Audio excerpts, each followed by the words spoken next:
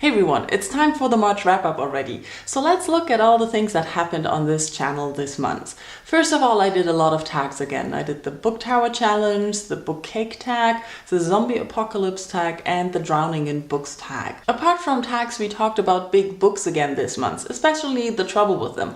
Like what's so complicated, why we don't pick them up so often, or why they are so difficult to read. And I really enjoyed the discussions we had in comments, so if you haven't checked out that video yet, or haven't looked at all the comments, just head on over there.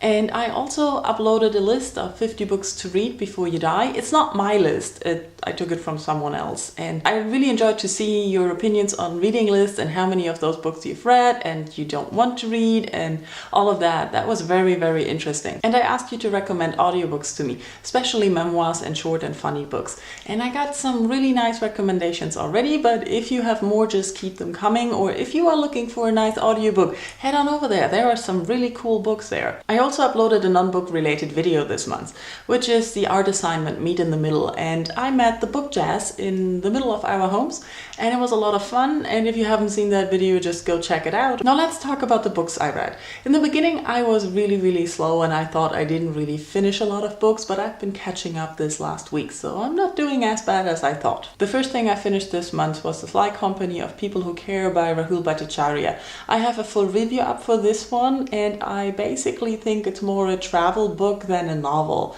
and it was very slow for me. I had some troubles with it. I would not recommend it to anyone. The next physical book I finished was Dune by Frank Herbert, and it's part of the reason why I didn't read that many physical long books, because it's big and it took me a while. I really liked reading it. I enjoyed the characters and the story. Can't say I really love the ending, but I can understand where it's coming from. And it's the first in a series, and I'm not really sure how much further I want to read and when. I finished listening to Anna Karenina, and I can't say that I didn't like the book, but I also cannot say I liked the book. I mentioned all of this more detailed in my full review. It's part of that the writing is good, but too long, that Anna is a horrible character, but other characters are interesting and things like that.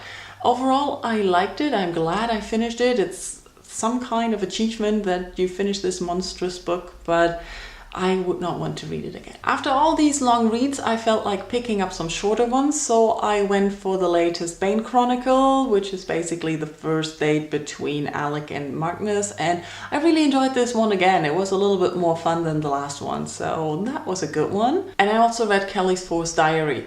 And I have to say the story about Kelly was rather short there. It's years later and she's really teenagey and annoyed there and bitchy, and nothing much happened. I didn't like that part. And then the second part is a short story about Sarah, how she got there, and I wasn't really happy there either. It sort of felt a little bit, we don't know what to say now, and they had to change the format so that they could keep up the cheap price and everything, which is okay, but I really like the formatting of the diary style that they had before. So yeah, let's see what the next one brings. I also finished another audiobook, Seriously I'm Kidding by Ellen DeGeneres, which is very short, and it was exactly what I needed after the long Anna Karenina.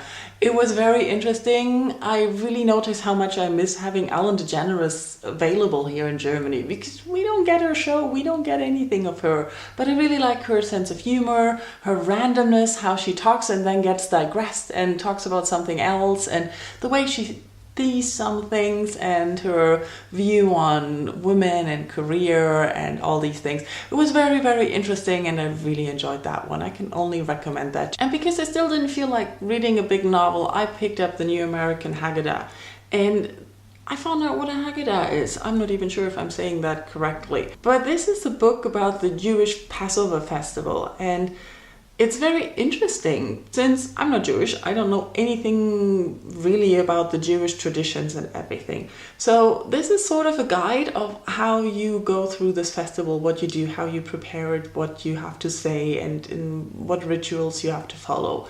But also it gives you a timeline of the history of the Jews.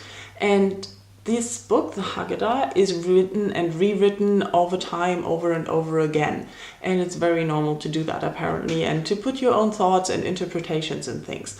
For me, as a non-Jewish person and who has no idea of this, it's very interesting because I learn a lot about Judaism, and it's easy to read and it's beautiful to look at. Looking at the book a little bit closer, up here is the timeline that goes through the book and follows the story of the Jews. Then we have on one page, I think it's Hebrew, and I think you have to read it this way, but I'm not sure. On the other page, it's English, and so this is written in 2 languages, which is apparently normal for a Haggadah as well. Oh, and this book is read back to front. So that was my erratic March. How was your March? Did you have a good reading month? Did you have confused different reads as I did? Or what was your best book? Just let me know in comments and we'll talk about what's going on. Thank you all for watching, and I'll talk to you soon.